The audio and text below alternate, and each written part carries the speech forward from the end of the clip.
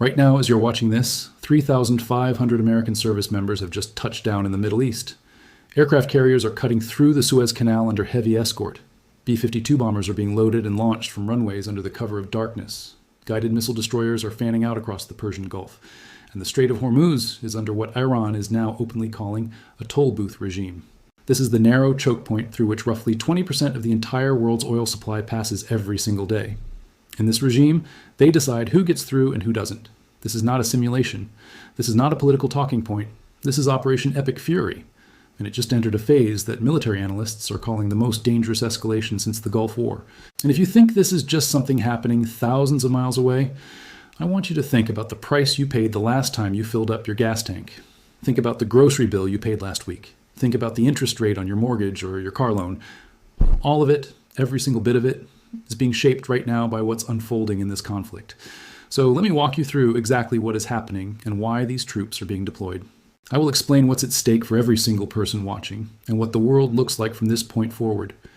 To understand why 3,500 American troops just arrived, you need to understand the chain of events, because none of this happened overnight.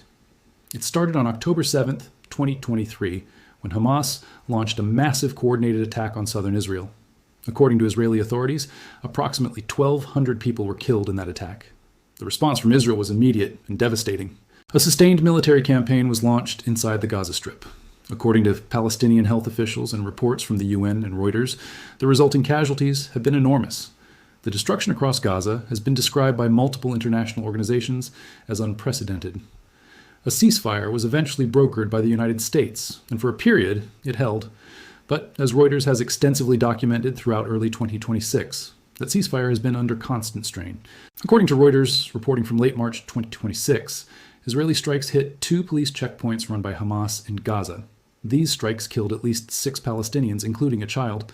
Local health officials provided those figures to Reuters, correspondents on the ground. And that was just one incident among many. Reuters also reported that the Israeli military killed a 15-year-old Palestinian in the West Bank. In a separate incident, 3 Palestinian men were killed in Gaza. These events were happening while the ceasefire was supposed to be in effect. Each one pushed the fragile agreement closer to collapse. But here's where the situation took a dramatic and much more dangerous turn. According to reporting from Bloomberg, the Associated Press, Al Jazeera, and Fox News, a major shift occurred. The United States and Israel launched Operation Epic Fury on February 28, 2026. CENTCOM confirmed this in an official press release on its website. In the weeks that followed, CENTCOM published a series of operational updates that made the scale of this campaign clear. This was not a limited strike. This was a full-scale military operation, and it brought the United States directly into armed conflict with Iran. That is the context for the deployment of 3,500 additional American troops to the Middle East. Now let me tell you exactly what this deployment looks like. The scale of the military assets being moved into position is extraordinary. According to CENTCOM's official releases and photographs, the Nimitz-class aircraft carrier USS Abraham Lincoln is actively sailing. The Lincoln, designated CVN-72, is operating in support of Operation Epic Fury. CENTCOM released images of the Lincoln underway as of early March 2026. But the Abraham Lincoln is not operating alone. The USS Gerald R. Ford transited the Suez Canal on March 5, 2026. The Ford is the largest aircraft carrier ever built and is designated CVN-78. U.S. Navy photographs published by CENTCOM show the Ford passing through the canal. It was sailing alongside the Arleigh Burke-class guided missile destroyer USS Bainbridge DDG-96. And it doesn't stop there. Additional warships, including the USS Delbert D. Black and the USS John Finn, are operating in the region. Photographs released by the Navy show these ships conducting helicopter flight operations. They are working with maritime strike squadrons, which means they are actively engaged in combat support. CENTCOM also confirmed that B-52H Stratofortress heavy bombers have been deployed. Images show air crews boarding the aircraft on March 4, 2026, before launching in support of the operation.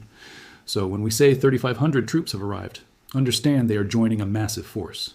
This force already includes multiple carrier strike groups, destroyer squadrons, and bomber wings.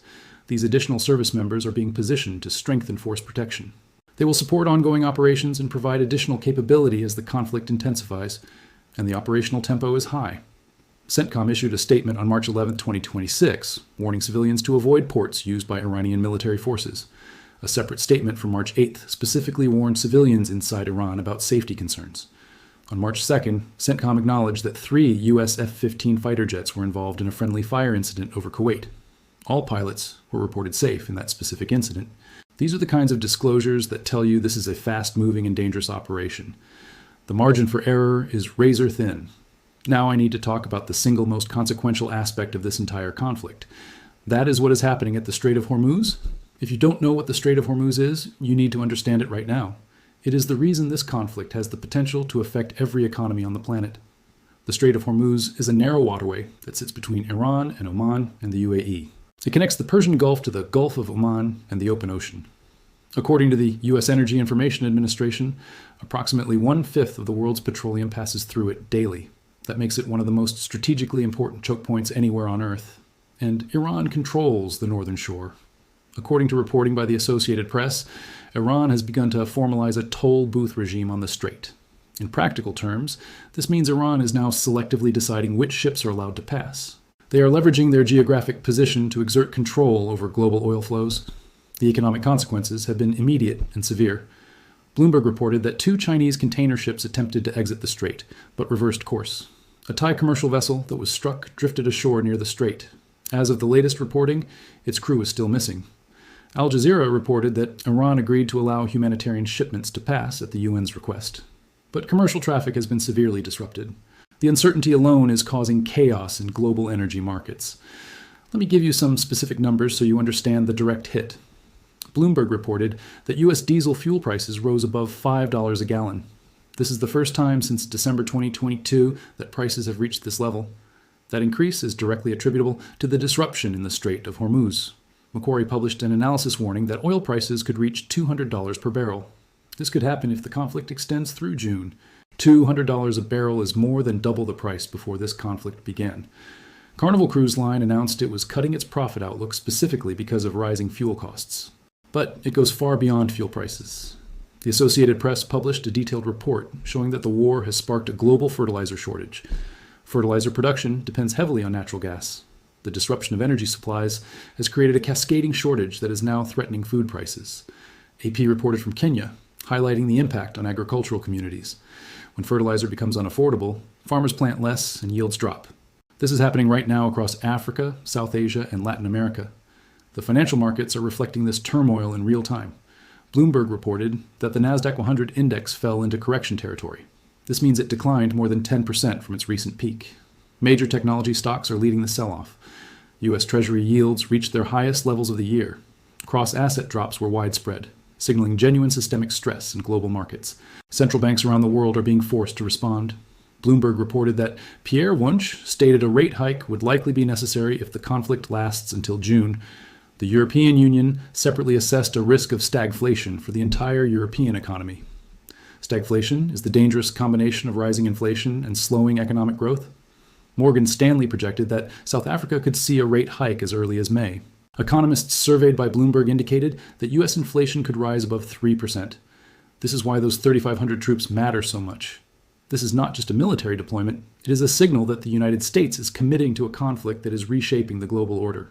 Now I need to address the human cost because behind every statistic is a real person. According to Al Jazeera's live casualty tracker, the death toll is sobering. As of late March 2026, it stands at approximately 1,937 people killed in Iran. At least 19 have been killed in Israel, and 13 U.S. service members have died. 25 people have been killed in Gulf states caught in the crossfire. These are preliminary numbers, and the actual toll may be higher. The United States military has suffered direct losses in this operation. CENTCOM confirmed on March 12, 2026, that a KC-135 Stratotanker was lost over Iraqi airspace. A follow-up statement confirmed that 4 crew members had been found deceased. By March 14th, CENTCOM confirmed that all crew members aboard the aircraft had been killed. There has been no official determination of whether the aircraft was brought down by fire or mechanical failure. But the loss represents a significant and sobering moment in the operation. In a separate statement, CENTCOM reported a non-combat related injury aboard the USS Abraham Lincoln. And as I mentioned earlier, 3 F-15 fighter jets were involved in a friendly fire incident over Kuwait. The conflict has also produced civilian casualties in unexpected places. Reuters reported on March 18, 2026, that 3 Palestinian women were killed in an Iranian missile strike. This strike hit the occupied West Bank. According to the Palestinian Red Crescent Society, This was the first deadly Iranian strike in the West Bank. It was the first Iranian attack anywhere to kill Palestinian civilians since the war with Iran began. Palestinian civilians are now being killed by both Israeli military operations and Iranian missiles. They are caught in the crossfire of a conflict they have no power to stop. In Israel, Al Jazeera published drone footage showing damage in the city of Arad. Israel's missile defense systems have intercepted many threats, but not everything. Fox News reported that approximately one-third of Iran's missile arsenal remains intact. This means the threat of continued Iranian retaliation is very real. The cyber dimension of this conflict is also significant. Al Jazeera reported that FBI Director Kash Patel's emails and photographs were hacked. An Iran-linked cyber group is believed to be responsible for the hack. Modern warfare extends far into the digital domain. Critical infrastructure and personal data are all potential targets. While the military campaign is ongoing, diplomatic efforts are being pursued in parallel. They represent the potential pathway out of this conflict. According to the Associated Press, U.S. President extended his deadline for Iran to reopen the strait. The new deadline was set for April 6, 2026. Bloomberg reported that this deadline carries a specific threat. If Iran does not comply, the U.S. will target Iranian power infrastructure.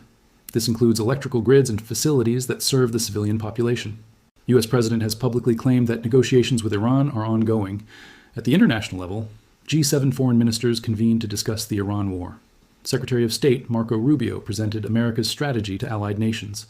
According to AP, the reception was mixed, with some allies expressing skepticism. Al Jazeera reported that Rubio publicly denounced settler violence in the West Bank during these meetings.